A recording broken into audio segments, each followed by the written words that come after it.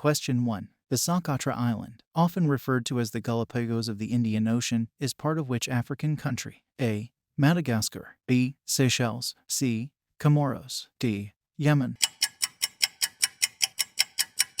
Answer is D. Yemen. Question 2. The Tsingy de Bamara, a UNESCO World Heritage Site with unique limestone formations, is located in which African island nation? A. Mauritius. B. Madagascar. C. Reunion. D. Seychelles. Answer is B. Madagascar.